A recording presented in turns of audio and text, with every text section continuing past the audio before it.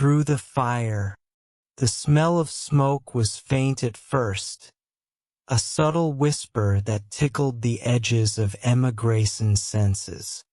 She paused mid-sentence, the pen in her hand hovering over the notebook where she had been jotting down ideas for her new book. The distant sound of sirens confirmed her growing unease. Rising from her chair, she stepped onto the balcony of her second-story apartment. The sight before her turned her blood cold. Thick plumes of smoke billowed into the sky from the row of houses just a block away. The flames danced menacingly, consuming everything in their path. Emma's normally quiet neighborhood was now alive with chaos, shouts, hurried footsteps, and the flashing lights of fire trucks creating a cacophony that pierced the evening stillness. Instinctively, Emma grabbed her phone and rushed out of the apartment. Her heart pounded as she joined the cluster of neighbors gathering at a safe distance. She scanned the crowd, her mind racing with worry for the people she had come to know over the years. There was Mrs. Carter, the elderly widow who always baked cookies for the neighborhood kids. There was Mike, the single dad who lived with his 2 young children. And then there was Leah, Emma's best friend and confidant, who lived in the very row of houses now engulfed in flames. The fire burned with a ferocity Emma had never witnessed before.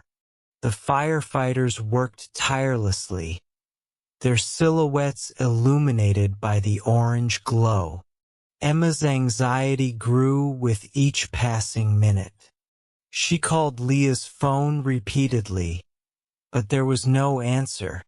Leah was home earlier, Mrs. Carter said, clutching a blanket around her shoulders. I saw her car in the driveway. Emma's stomach dropped. She turned to one of the firefighters, a tall man with soot-smudged cheeks. Please, my friend might still be in there, she said, her voice trembling. The firefighter nodded grimly. We're doing everything we can. If she's inside, we'll find her. The next hour felt like an eternity. Emma paced the sidewalk, her mind a whirlwind of fear and helplessness. Finally, a cheer erupted from the crowd. 2 firefighters emerged from the smoke, carrying a figure between them. It was Leah, coughing and covered in soot but very much alive. Emma ran to her, tears streaming down her face. Leah, are you okay? Leah managed a weak smile. I'm fine, thanks to them, she rasped, gesturing to the firefighters. Emma helped her friend to a waiting ambulance, where paramedics checked her over. As relief washed over her, Emma couldn't ignore the pang of guilt that lingered. She had been so focused on her work lately, so caught up in her own world, that she hadn't made time for Leah or her other neighbors. The fire had laid bare the fragility of life and the importance of connection. In the days that followed, the neighborhood banded together to support those affected by the fire. The community center became a hub of activity, filled with donations of clothing, food, and supplies. Emma threw herself into the effort, helping to organize resources and coordinate with relief organizations. It was during this time that she truly got to know her neighbors.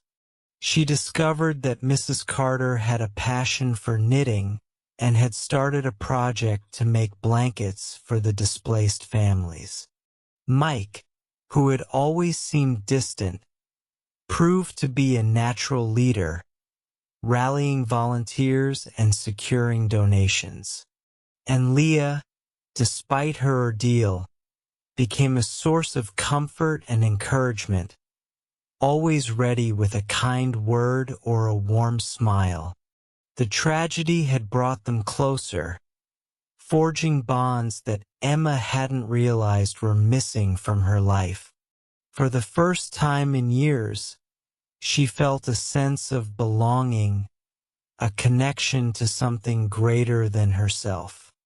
One evening, as Emma and Leah sat on the steps of the community center, watching the sun dip below the horizon, Leah turned to her. I've been thinking about what really matters, she said. It's not the stuff we lost in the fire. It's the people we have left. Emma nodded, her gaze fixed on the horizon. I've been thinking about that too. All of this has made me realize how much I've taken for granted. Leah smiled softly.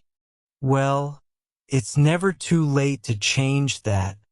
Inspired by the resilience and generosity of her neighbors, Emma decided to document their stories. She interviewed Mrs. Carter about her life and her efforts to knit blankets for those in need. She wrote about Mike's determination to rebuild and provide for his children. And she captured Leah's unwavering spirit, her ability to find hope even in the face of adversity. The result was a series of essays that Emma shared online. To her surprise, they resonated with readers far and wide. People were moved by the stories of community and resilience, and many reached out with offers to help or share their own experiences. Emma realized that her writing had the power to connect people, to remind them of the strength that comes from unity. Months after the fire, the neighborhood began to rebuild. The charred remains of the houses were cleared away, replaced by the framework of new homes. The process was slow, but it was filled with moments of hope and triumph.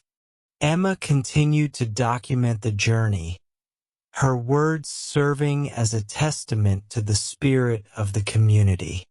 By the time the last house was completed, the neighborhood had transformed into something more than a collection of buildings.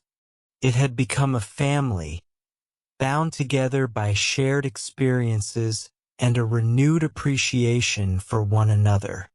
As Emma stood in front of her computer, putting the finishing touches on her manuscript, she reflected on how much her life had changed. The fire had been devastating, but it had also been a catalyst for growth and connection. Through the flames, she had discovered the power of community and the importance of cherishing the people around her. Emma titled her book Through the Fire, a tribute to the journey they had all undertaken. And as she typed the final words, she felt a deep sense of gratitude for her neighbors, for Leah, and for the second chance to truly live. Thank you for listening. Like, subscribe, and share our channel Magic Mingle with your friends to enjoy more magical stories.